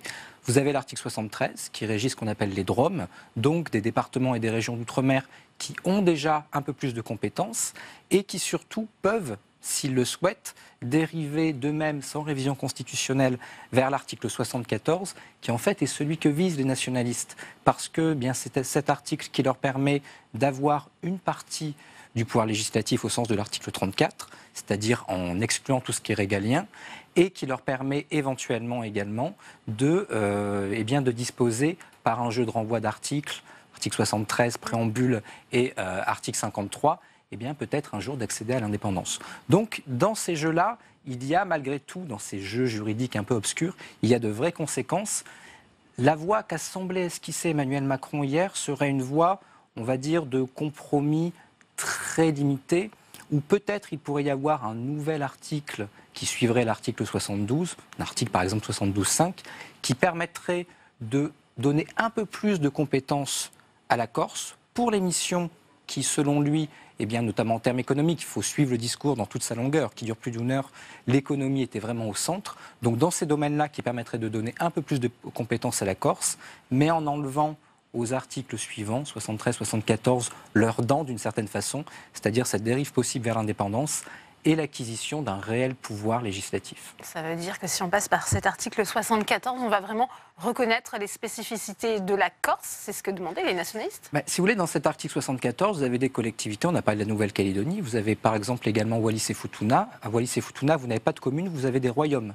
Vous avez 3 royaumes, des îles avec 3 royaumes, et chaque royaume est dirigé par un roi avec un conseil d'aristocrates. Donc ça permet vraiment d'avoir une diversité d'organisation, une diversité de compétences extrêmement importante, cet article 74. C'est d'une certaine façon un héritage de l'ancien empire colonial, avec du coup des organisations très différentes d'un État à l'autre.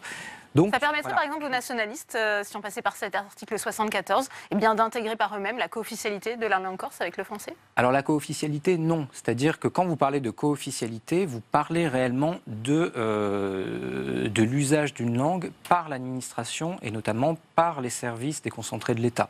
Là, très clairement, ça relève de la Constitution de la République française. Et du coup, là, ce serait impossible. Mais l'évolution à travers l'article 72 est déjà extrêmement importante, parce que ce n'est pas l'article 72 tel qu'on le connaît aujourd'hui, comme le disait bien Jacqueline Gouraud. Ce serait un article 72 qui permettrait le droit à la différenciation. Qu'est-ce que c'est le droit à la différenciation? C'est-à-dire que les collectivités pourraient avoir des compétences différenciées et donc pourraient éventuellement acquérir une forme d'autonomie.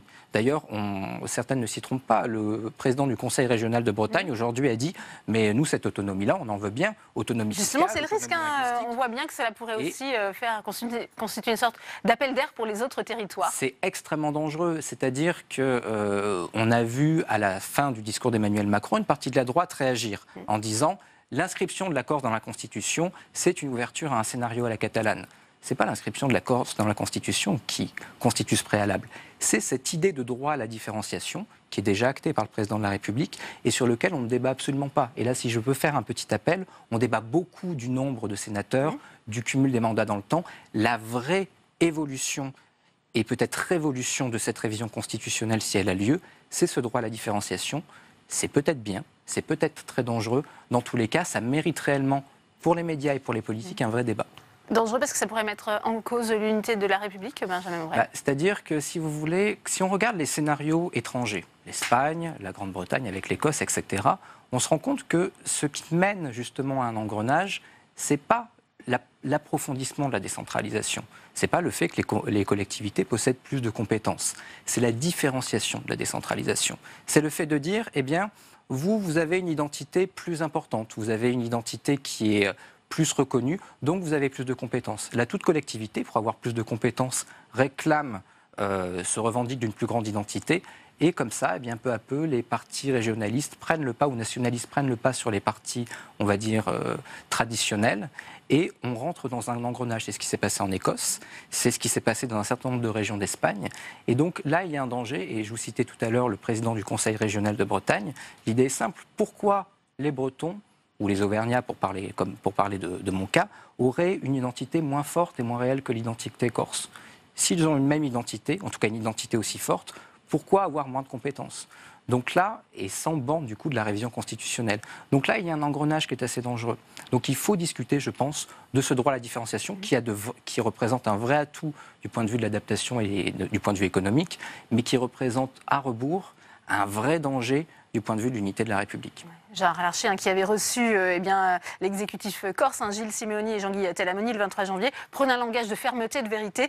Pour lui, seul l'article 72 peut servir de cadre de discussion. Pas question de parler de ces articles 73 et 74. Non, et c'est un peu ce qu'a dit Emmanuel Macron, encore une fois en donnant quelques gages d'ouverture, car Emmanuel Macron a entendu une partie du discours des nationalistes corses qui vise à dire « oui, mais l'article 72, des adaptations seulement réglementaires, enfin d'une différenciation seulement réglementaire, ce n'est pas suffisant pour régler les problèmes de la Corse. » Ce qu'a dit Emmanuel Macron, c'est chiche. C'est-à-dire qu'au bout du compte, si vous pensez qu'il faut éventuellement transférer certaines choses de la collectivité de Corse, de l'État à la collectivité de Corse, eh bien, mettons-le dans la Constitution, tentons de circonscrire ce dont vous avez besoin, de le mettre dans cet article pour qu'il n'y ait pas justement, ce qui est une stratégie de nationaliste corse, un effet de glissade d'article 73 à article 74 à éventuellement demain, parce que l'article 74 peut y ouvrir, à l'indépendance. Il y a déjà eu des évolutions institutionnelles de la Corse, Benjamin Morel?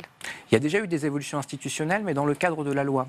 C'est-à-dire que depuis la réforme constitutionnelle de 2003, ont été intégrés à l'article 72, justement, pas seulement les départements, les régions, mais également les collectivités à statut particulier. On en a 2 importants en métropole, la métropole de Lyon et la Corse.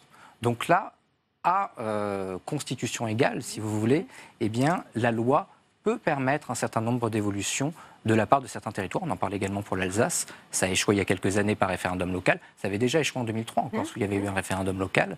Mais en tout cas, la Corse, aujourd'hui, de par ces évolutions-là, dans le cadre de la Constitution, a pu justement exister en tant que collectivité à statut particulier.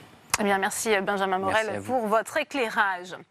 Après plusieurs mois de débats et d'auditions, le Sénat a choisi de ne pas fixer d'âge minimal de consentement à un acte sexuel, alors que le gouvernement prépare un projet de loi sur les violences sexuelles et que le chef de l'État lui-même s'était prononcé pour un seuil fixé à 15 ans. Audrey Vuitez. Pour eux, ce ne sera ni 13 ni 15 ans. Après plusieurs mois de travail, des sénateurs en arrivent à cette conclusion. Instaurer un seuil d'âge de consentement à un acte sexuel serait une fausse bonne idée. On a rencontré beaucoup de gens, magistrats, avocats, associations, et chacun a pointé les limites et les inconvénients des seuils. Des auditions qui ont fait évoluer son propos. À l'origine, l'ancienne ministre défendait un seuil fixé à 15 ans. Fixer un âge, c'est dire que en dessous d'un certain âge, on protège tout le monde. Au-dessus d'un certain âge, on ne protège personne. On pose le principe d'une présomption de contrainte, ce qui veut dire que ce sera à l'auteur de prouver qu'il n'y a pas eu contrainte, quel que soit l'âge du mineur. Cette présomption de contrainte proposée par le groupe de travail se fonde sur 2 points. D'abord, l'incapacité de discernement. Les magistrats devront établir si le mineur avait pleinement conscience de ce qu'on lui demandait de faire. Autre point, la différence d'âge. Et ici, les sénateurs s'appuient sur un fait divers qui a choqué l'opinion. L'acquittement, il y a quelques mois, d'un homme de 35 ans pour le viol d'une fillette de 11 ans. Les magistrats n'avaient pas pu prouver le non-consentement. Dans ce cas, il y a à l'évidence une contrainte qui s'exerce sur l'enfant par l'adulte en raison même de la différence d'âge. Parmi les 34 propositions du groupe, on trouve aussi l'allongement du délai de prescription pour les viols sur mineurs. De 20, il passerait à 30 ans. Une position qui rejoint celle du gouvernement. C'est une façon de répondre aux victimes. Vous vous en souvenez maintenant, quelqu'un vous croit, je vous crois, l'enquêteur prend votre plainte. Voilà pour le juridique, mais le rapport montre aussi que 44% des agresseurs présumés sont des mineurs. D'après les sénateurs, cela viendrait du manque d'éducation sexuelle et de l'influence d'Internet. Ils prônent donc plus de pédagogie, et ce, dès le primaire, pour y remédier.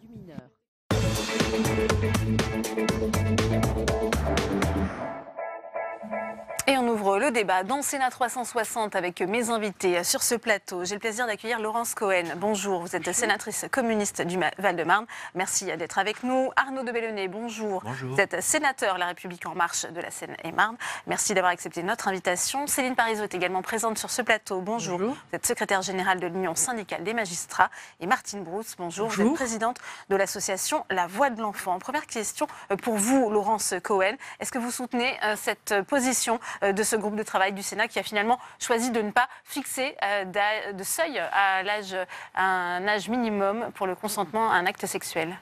D'abord, je veux dire que je n'ai pas eu le temps d'examiner les conclusions du groupe de travail puisque le rapport n'a pas encore été publié. Ce que je sais, c'est qu'il y a eu effectivement une approche et un travail de fond. Puisque j'ai moi-même été auditionnée, donc ça je trouve ça tout à fait intéressant, mais je n'ai pas encore pu appréhender tous les détails. Et la seconde chose qui m'importe beaucoup, comme à bon nombre d'associations et de professionnels comme Muriel Salmona, c'est de savoir si effectivement cette loi... Un psychologue spécialiste des questions de violence. Voilà, à savoir si cette loi va réellement protéger les victimes, parce que moi, dans mon engagement politique, en tant que sénatrice, mais aussi en tant que militante féministe, je suis pour la protection des victimes contre les violences et a fortiori par rapport aux enfants. Donc je crois que c'est là-dessus qu'on doit s'interroger. Moi-même, j'ai déposé une proposition de loi qui fixait à 15 ans. L'âge en dessous duquel je considérais qu'il n'y avait pas qu'il y avait contrainte. De ce groupe de travail sur les infractions sexuelles sur mineurs. Oui, pour l'instant, on en est aux préconisations de ce groupe de travail, préconisations qui ont sans doute vocation à être transformées en propositions de loi. Et il s'agit d'abord de mettre l'accent sur l'importance de la prévention et de la formation, mais aussi de faire prendre conscience de l'ampleur du phénomène et de ses conséquences, avec des cycles de reproduction, les victimes devenant à leur tour auteurs, et donc on a des cercles vicieux qui s'inscrivent. Et puis de transcrire dans la loi un certain nombre de règles juridiques qui confortent la construction de la chambre criminelle de la Cour de cassation en introduisant une présomption de contrainte. Alors, on ne fixe pas l'âge arbitrairement à 15 ans, mais on conforte cet âge implicitement à 15 ans, puisque le Code pénal prévoit déjà des sanctions sur les mineurs, en cas d'atteinte sexuelle sur mineurs, en deçà de 15 ans. Et puis, le gros avantage de cette présomption de contrainte, c'est aussi qu'on inverse la charge de la preuve. Et donc c'est principalement ces éléments-là que préconise le rapport, avec évidemment le sujet sur lequel on reviendra certainement du délai de prescription, qui pourrait être allongé de 10 ans. On va y venir, on continue à parler justement sur cette question d'âge légal. Céline Parizeau, vous êtes surprise par la position du Sénat, par ces préconisations ? Disons que c'est assez original. Après, pourquoi pas effectivement y réfléchir. Pour nous, ça paraît plus intéressant. Le risque quand même d'acquittement par un jury populaire de la Cour d'assises, c'est ce que dit le Sénat, de fixer cet âge. Le jury populaire est souverain. Voilà, ce sont des jurés issus de la société civile qui sont largement majoritaires dans un jury populaire. Ce sont eux qui décident. Effectivement, s'ils estiment que, en l'espèce, l'absence de consentement, la contrainte, rien n'est démontré, il y a effectivement un risque d'acquittement. Après, tout dépend des dossiers. C'est quand même, le dossier dont on parlait est quand même extrêmement exceptionnel. Et effectivement, c'est un jury populaire. Donc, n'importe quel petit élément de fait peut entrer en ligne de compte. Et on n'a pas affaire à des magistrats professionnels qui vont pouvoir confronter ça à d'autres éléments plus facilement. Pour des citoyens, parce que ce sont tout simplement des citoyens qui jugent, leur perception, elle est vraiment très liée aux faits qu'on va leur soumettre, à la manière dont les choses se sont passées. Et c'est vrai que l'âge, parfois, c'est finalement un élément parmi d'autres pour eux. Et c'est pas évident du tout de juger ce genre de faits, y compris pour les magistrats professionnels d'ailleurs. Martine Brousse, quel est votre sentiment ? Il faudrait fixer un âge minimal légal en France, comme c'est le cas dans d'autres pays européens ? La voix de l'enfant, en effet, a pris une position claire en disant que, proposant, et j'ai été aussi entendu par la Commission, en proposant que tout rapport sexuel d'un adulte avec un mineur de 15 ans, nous ne retenions pas le consentement. Par contre, là où nous nous interrogeons aujourd'hui encore, c'est la question des mineurs entre eux. Donc c'est vrai que pour nous, il n'y aurait pas de consentement jusqu'à 13 ans, et après nous serions pour étudier des seuils, et aussi de renverser la charge, c'est-à-dire que ce soit aux mineurs qui agresseraient un autre mineur, d'apporter la preuve qu'il n'y avait ni contrainte, ni violence, ni surprise et autres. Je tiens quand même à dire pour vos téléspectateurs que la première affaire dont on parle de 11 ans n'est pas encore jugée. Elle passe le 13 février prochain et que pour le moment, nous ne savons pas encore si elle sera requalifiée ou pas. C'est ça aussi qui est important parce que, comme vous le disiez, il y a un vrai combat qui est mené aujourd'hui et qui n'est pas un combat de militants, qui est vraiment un combat de défenseurs des enfants. Et je crois que ça, c'est important parce que ça permet justement d'avancer sur ces questions qui se posent.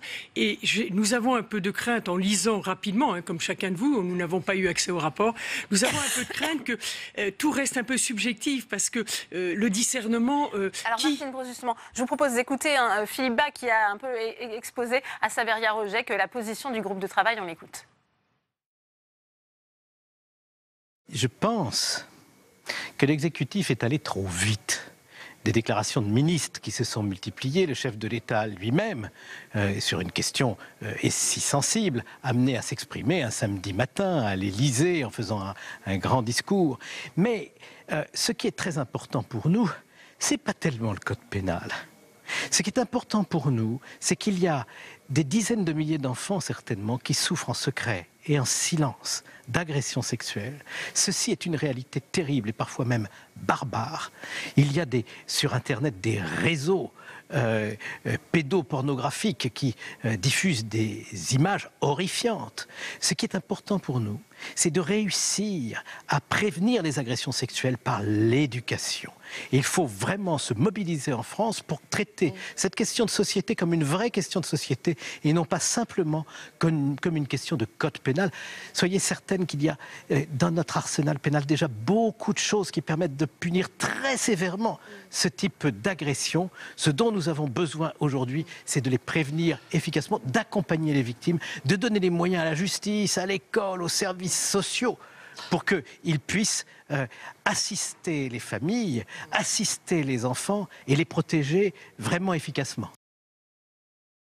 Entendre Philippe Bas, président de la commission des lois, le Sénat finalement a pris le temps du recul. C'est vrai qu'on peut estimer aussi que 15 ans, ça reste toujours une ligne un peu arbitraire en fonction de la maturité de l'enfant. Pourquoi protéger un enfant de 14 ans et 11 mois et pas un autre mineur âgé de 15 ans et 1 mois, par exemple? Écoutez, moi, quand j'entends les propos qui viennent d'être tenus, je ne suis pas vraiment en accord avec ces propos. Pourquoi? Parce que quand on nous dit il y a déjà tout un arsenal au niveau du code pénal, certes. Mais la réalité d'aujourd'hui, c'est qu'il y a énormément de prédateurs qui échappent à des condamnations. Et ça, c'est la majorité. La réalité aujourd'hui, même si ce n'est pas inscrit, c'est qu'effectivement, on considère qu'en dessous de 5 ans, il y a contrainte, mais qu'au-dessus, voilà. Donc moi, je dis que ça, personnellement, et pas que personnellement, il faut que ça nous interroge toutes et tous. Moi, je considère qu'un enfant ne peut pas, d'une façon ou d'une autre, être considéré comme consentant à des rapports sexuels avec un adulte.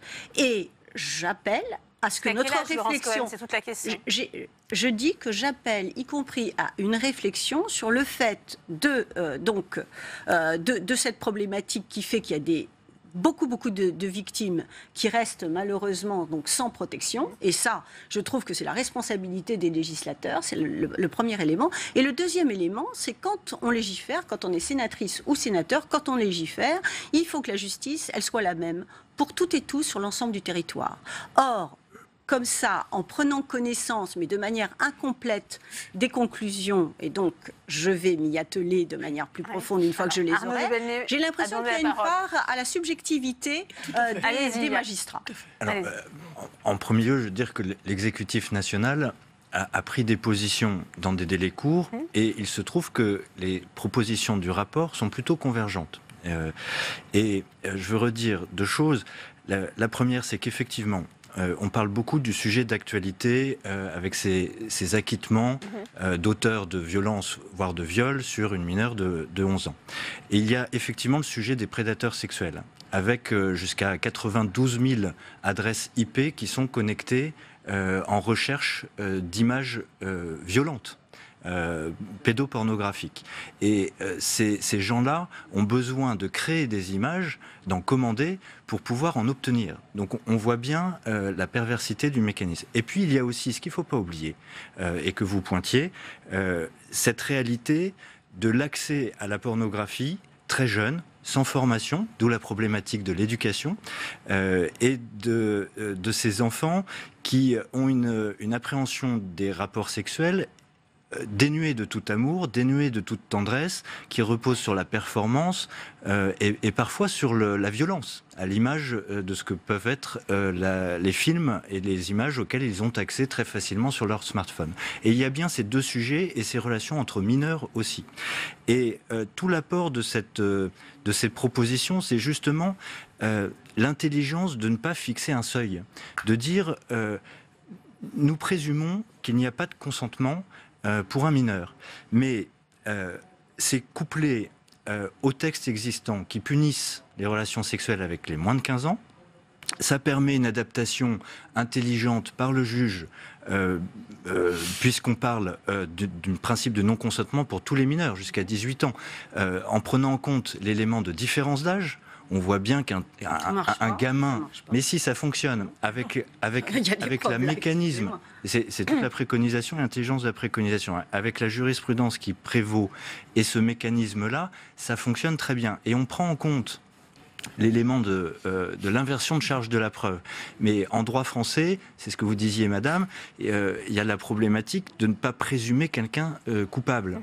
Et donc, cette présomption ne serait pas irréfragable. Elle serait simple. À l'auteur potentiel de démontrer qu'il n'avait pas conscience de la différence d'âge, ou au jeune auteur de 18 ans et 1 mois qui finalement a une relation consentie avec sans contrainte, avec une à peine mineure, se voit donner la possibilité d'apporter la preuve qu'il n'y a pas eu de contrainte, malgré la différence d'âge. Donc on est vraiment dans le pragmatisme et l'efficacité du mécano. Pardon d'être un peu technique, mais on le devient vite. Il faut l'être, Arnaud de Belenet, on ne vous en veut pas. Céline Parizeau, justement, sur cette présomption de contrainte, qu'en pense la magistrate ? Effectivement, c'est pas inintéressant à partir du moment où, comme le disait monsieur, c'est pas irréfragable. Il faut que l'auteur ait quand même la possibilité de démontrer qu'il est innocent, parce que ça existe aussi, des gens poursuivis sur des plaintes non fondées. Malheureusement, le point de départ, c'est quand même la grosse difficulté qui ressort d'ailleurs du rapport, c'est que 2/3 des plaintes pour viol ne sont même pas transmises en enquête, puisqu'il n'y a aucun élément de preuve. Donc il ne peut pas y avoir de poursuite. Il y a un début d'enquête, on s'aperçoit très vite qu'il n'y a aucun élément de preuve autre que la plainte finalement, ou presque rien, et on ne peut pas aller plus loin. Et effectivement, c'est ça le problème principal. C'est comment on fait pour que non seulement les victimes parlent, mais pour qu'elles parlent rapidement, qu'effectivement on puisse récupérer ces éléments, que tout le monde parle. Il n'y a pas que la victime qui doit parler, il y a son entourage, ceux à qui elle en aura parlé avant. Et ça, c'est extrêmement important. Et il faut garder une certaine souplesse, parce que fixer un seuil d'âge, pourquoi pas, mais là encore, on va rater des situations qui ne vont pas rentrer dans le seuil en question. Il y aura toujours un problème parce qu'une situation exceptionnelle à laquelle on n'aura pas pensé, la personne qui, on verra bien qu'elle aura commis les faits, mais on ne pourra pas la condamner, ou inversement, quelqu'un qui ne pourra plus démontrer parce qu'il sera coincé par les seuils que non, la relation, elle était vraiment consentie en fait. Martine Brosse. Je pense que notre droit français permet à la défense aujourd'hui de démonter un dossier quoi qu'il en soit. Donc je pense que ça, et nos pénalistes avec lesquels nous travaillons m'ont convaincu que même si on arrivait à une telle disposition de 15 ans, eux, en tant que pénalistes et surtout en défense, trouveraient le moyen d'apporter aussi des éléments de preuve comme quoi la personne qu'ils défendent n'était pas... que la personne... le jeune ou le mineur ou la mineure qui était mis en cause était consentant. Moi, je suis quand même frappée d'entendre dire que ça va faciliter pour les magistrats des décisions. Mais qu'est-ce qui les empêche ? Aujourd'hui, on a pratiquement toute la législation. Pourquoi alors, pour connaître les deux, puisqu'on est partie civile dans les deux affaires, et une troisième, on parlera tout à l'heure des mineurs entre eux, où il y a un acquittement, alors que la jeune fille dit bien que c'était dans une soirée, on l'avait fait boire, etc., et que son petit ami et que le copain de son petit ami l'ont violée à plusieurs reprises, il y a acquittement. Or, dans les deux premières affaires de 11 ans, des deux de 11 ans, une qui n'est pas encore jugée, et la deuxième qui est passée aux assises. Le parquet a fait appel, donc il y a bien appel, mais les deux fois, les présumés auteurs reconnaissent les faits. Donc comment, face à des magistrats, des hommes et des femmes en responsabilité, ils peuvent concevoir qu'une enfant de 11 ans est consentante? Vous ne parlez pas de magistrat professionnel, vous parlez d'un jury. Non, je parle aussi de la première affaire qui a qualifié comme un délit. Or, pour nous, c'est quand même un viol, quand on a 11 ans avec un homme de 29 ans. Arnaud de Belenet, ensuite Laurence Cohen. Oui, je veux redire que les propositions qui sont faites, et notamment l'introduction de cette présomption de non-consentement, de tout mineur, moins de 18 ans donc, couplée aux dispositions existantes dans le Code pénal, et l'ensemble des autres propositions du groupe de travail permettent de répondre aux problématiques que vous avez soulevées, et je pense de manière très inventive et pragmatique. Mais ce qui me semble au cœur du sujet, c'est aussi et surtout l'accompagnement des victimes de manière décorrélée du procès pénal. Et nous avons collectivement, que ce soit dans les brigades de protection de mineurs, dans les unités médico-judiciaires, dans le recueil de la parole de l'enfant, est une vraie problématique en France, avec de l'excellence en région parisienne, à Saint-Malo, il y a de bonnes pratiques, mais une vraie problématique de formation et d'organisation de manière décorrélée du procès pénal. Et ça, c'est une des préconisations fortes, et vous me permettrez quelque chose qui me tient vraiment à cœur, c'est d'insister sur la situation des mineurs handicapés. Quand on sait que plus de 80% des filles handicapées à handicap mental mineurs font l'objet d'atteintes sexuelles graves, que ça concerne 90% des autistes, on voit bien l'ampleur de la problématique de la prise en charge, de la formation des professionnels, mais aussi de la sensibilisation des parents et la problématique de la libération de la parole. Et ce groupe de travail met l'accent là-dessus, et s'il y a une proposition de loi et un écho médiatique, je pense que c'est avant tout et surtout la libération de la parole, le fait de porter plainte et d'inciter à porter plainte, parce que même si les faits sont prescrits et même s'il n'y a pas de condamnation, les enquêteurs ont besoin d'accumuler un certain nombre de témoignages parce que ça contribue à la preuve. Lorsqu'il y a un récidiviste, un prédateur récidiviste, la preuve se fait aussi par la multitude de témoignages, même si les faits sont prescrits. Même s'il n'y a pas de condamnation, sur un cas unique, ça vaut le coup de porter plainte, et ce message-là mérite d'être porté très fortement. Moi, ce que je trouve intéressant, effectivement, c'est la réflexion de ce groupe de travail qui va d'ailleurs dans le sens des réflexions qui ont lieu aussi au niveau de la délégation aux droits des femmes du Sénat et de bien d'autres endroits où il y a cette volonté d'aboutir. Mais je veux dire qu'il ne faut pas mettre en opposition prévention, éducation, etc. Ça, c'est essentiel. Formation des magistrats, c'est absolument fondamental, comme des policiers, des enquêteurs. Voilà, des enquêteurs. Vraiment, ça, on est toutes et tous d'accord. Là où on va être moins d'accord, c'est quels moyens on leur donne dans un moment où les restrictions budgétaires sont énormes, mais on ne va pas ouvrir ce débat-là. Mais on est tous d'accord là-dessus. Ceci dit, moi, j'attire l'attention de chacun et de chacune sur le fait qu'on est en train de parler. Les victimes, là, ce sont des enfants. On est en train de parler des enfants, donc on est quand même sur une non-protection des victimes.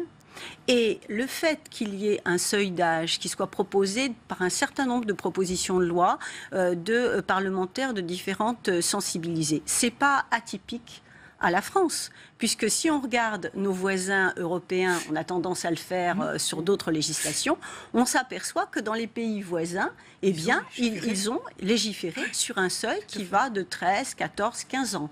Donc, ça n'est pas une réflexion complètement dénuée de fondements loin s'en faut. Après, moi, ce que je crains, et je le redis, c'est pour ça qu'il faut fouiller les préconisations et peut-être aller plus loin, ce que je crains, justement, c'est qu'on s'en remette trop à la subjectivité. À partir du moment, en tout cas, l'expérience me montre que quand les choses ne sont pas cadrées, et les témoignages, enfin, on a reçu en audition Emmanuel Piette, on a reçu des tas de professionnels par rapport au viol, et notamment sur les enfants, c'est dramatique. Et donc, là, on n'est pas... Déjà, c'est difficile de libérer la parole des victimes de violences et de viols quand on parle d'adultes, de femmes, mais quand on parle d'enfants, on est sur un autre terrain où le silence est quand même très fort. Est-ce que les magistrats, Céline Parizeau, sont demandeurs de ce cadre légal? Est-ce qu'il faut fixer un âge légal comme le font nos voisins européens? Demandeurs, non. On s'y oppose pas. Pourquoi pas, je dirais. Après, ce qu'on demande, c'est qu'effectivement, s'il y a une présomption, elle ne soit pas irréfragable, c'est-à-dire qu'on puisse démontrer le contraire. Parce qu'il faut pouvoir couvrir toutes les possibilités. Voilà. Après, s'il y a un âge, nous on applique la loi. Hein. Si un âge est fixé par la loi, il n'y a évidemment pas de problème. Ce sera juste une manière différente de traiter le dossier, mais juridiquement parlant. Mais il n'y a pas de difficulté sur la fixation d'un âge. Martine Brousse, une disposition qui va faire consensus, c'est l'allongement du délai de prescription pour justement les viols sur mineurs. Là, les préconisations du Sénat, c'est de passer de 20 à 30 ans. Là, vous êtes d'accord ? Nous l'acceptons, mais nous pensons qu'il faut s'en arrêter là. Parce qu'il ne faut pas non plus créer des illusions pour des victimes parce de que faux espoirs, elles vont des faux espoirs. Elles vont penser parce que plus les années passent, plus les éléments de preuve disparaissent. Et nous pensons en tous les cas à la voix de l'enfant qu'il est important, et c'est pour ça qu'il faut partir dès le plus jeune âge. Mais nous pensons qu'il ne faut pas aller au-delà de 30 ans. Par contre, pour les délits, nous nous réjouissons que ça soit prolongé, parce que souvent, même s'il n'y a pas eu, il n'y a pas de degré dans l'horreur, mais s'il n'y a pas eu viol, souvent d'autres atteintes sexuelles peuvent être très traumatisantes pour un enfant. Et il nous paraît donc important qu'on ait aussi remonté cet âge-là. Mais nous pensons qu'il ne faut pas aller au-delà. De 10 à 20 pour les agressions sexuelles, c'est la deuxième proposition. Par contre, je pense, et juste pour revenir sur le point d'avant, qu'il est important que ces mesures qui seront prises, quelles qu'elles soient, n'auront de sens que si on forme. Si les magistrats sont formés, si les enquêteurs sont formés. C'est intolérable. Nous venons de faire une formation en Bretagne, je tairai la ville, 25 gendarmes. Sur les 25 gendarmes dits enquêteurs, 4 étaient formés. 4. Ça fait partie, ça, des propositions du Sénat, à encourager la spécialisation des magistrats, Arnaud de Belenet. Absolument. Et pas seulement des magistrats, aussi des forces de police et puis de l'ensemble des accompagnants. Le sujet de la prescription mérite un petit retour. On a entendu parler d'une demande, on a entendu la demande de l'imprescriptibilité. L'imprescriptibilité, c'est mettre ces drames au niveau du crime contre l'humanité et bouleverser l'harmonie et crimes de guerre. Et bouleverser l'équilibre, l'organisation harmonieuse de l'ensemble des délais de prescription qui a été reprise il y a à peu près 1 an et demi en France. À l'inverse, maintenir la prescription, c'est ne pas répondre au problème de l'amnésie post-traumatique. Maintenir les délais actuels, c'est ne pas répondre à l'amnésie post-traumatique. On oublie les faits à 80% intégralement quand on est victime, à 60% en grande partie. Et il faut du temps pour réaliser ce qui s'est passé. Et allonger la prescription de 10 ans, passer de 20 à 30 ou de 10 à 20 en fonction de la nature des atteintes, viol ou agression, eh bien ça laisse le temps de ce retour sur l'oubli. Et ça, c'est un élément qui me semble assez important, assez pragmatique et équilibré également. Eh bien, merci à vous, Arnaud de Belenet. Simplement, très rapidement, je pense que c'est très important d'allonger ce délai parce que maintenant, il y a des études sur effectivement l'état de sidération, de dissociation quand on est victime, encore plus au niveau des enfants. Et je pense qu'il faut vraiment aussi avancer sur des centres qui puissent prendre en charge ces victimes et qui soient composés d'équipes pluridisciplinaires. Merci, Laurence Cohen. On aura l'occasion de vous inviter. Merci à vous, Martine Brousseau. Merci à Céline Parizeau. C'est la fin de ce débat. Avant de se quitter, on retourne dans l'hémicycle du Sénat où nous attend Tam Trani. Vous suivez pour nous, Tam, cette séance, l'examen du projet de loi sur l'accès à l'université. Où en est-on de la discussion? Eh bien, les sénateurs sont en train de débattre de l'un des points importants du projet de loi sur la réussite et l'orientation des étudiants. Ce point, eh bien, c'est la sécurité sociale étudiante. Les débats débutent tout juste sur ce point. Mais avant cela, les sénateurs ont adopté l'article 1er de ce projet de loi, article phare, qui fournit une base législative à la plateforme Parcoursup, ouverte le 22 janvier dernier et qui venait prendre le relais de la très controversée plateforme APB avec son fameux tirage au sort. Parcoursup qui est accusé par ses détracteurs de mettre en place une sélection déguisée avec notamment les fameux attendus. Une sélection qui a été encore accentuée par le Sénat, qui a adopté le principe d'une adaptation des capacités d'accueil des universités en fonction du taux de réussite et d'insertion professionnelle de ces mêmes universités. Le Sénat qui a apposé donc sa marque au texte, notamment également sur la question des étudiants étrangers. Le Sénat a proposé que les universités puissent augmenter, si elles le souhaitent, les droits d'inscription de ces derniers. Écoutez l'auteur de cet amendement, Olivier Pacot. Le but n'est pas d'imposer un tarif spécifique pour les étudiants étrangers hors Union européenne, mais de proposer, d'offrir cette possibilité aux établissements supérieurs qu'ils souhaitent. Le but est simple, c'est de leur permettre d'abonder une trésorerie qui leur permettra d'avoir des structures, des équipements et donc une attractivité meilleure. Il faut savoir que beaucoup de jeunes Français vont eux aussi à l'étranger et que dans de très nombreux cas, ils payent des frais d'inscription qui sont non négligeables. Pour Olivier Paco, eh bien, le coût de ces étudiants étrangers hors Union européenne représente pas moins de 3 milliards d'euros pour l'État. Alors, il estime que cela va permettre de favoriser l'attractivité des universités françaises pour les étudiants étrangers. Eh bien, pas sûr que ces derniers soient de cet avis. Merci beaucoup Tam pour ces précisions. Fin de cette édition. Merci à vous de l'avoir suivi. Très bonne soirée et à bientôt sur Public Sénat.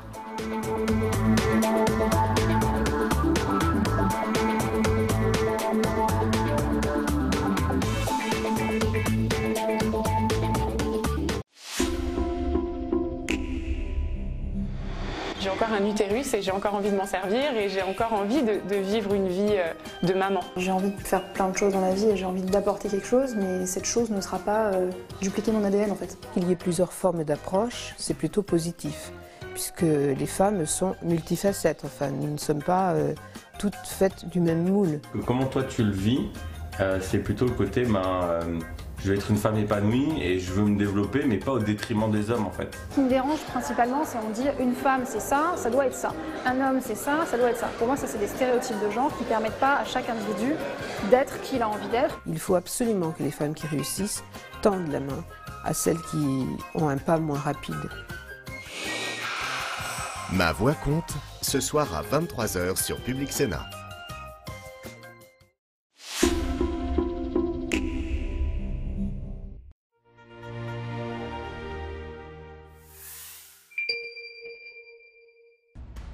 Amendement, débat, vote, en séance, dans un instant. Les cadets de Saumur, ce sont ces jeunes soldats qui ont refusé en juin 40 la défaite, le défaitisme de l'appel de Pétain à cesser le combat. Comment expliquer l'ampleur de la débâcle de juin 40 ? On cherche des réponses avec les historiens français Alia Aglan et Jean Garrigue et leur homologue allemand Stéphane Mertens. Droit de suite présenté par Jean-Pierre Gracien, demain à 20h30.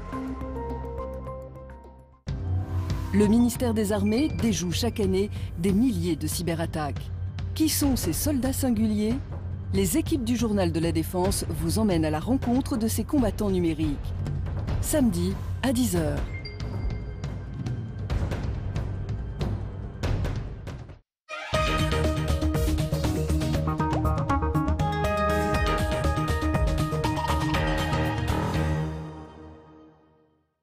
Ravi de vous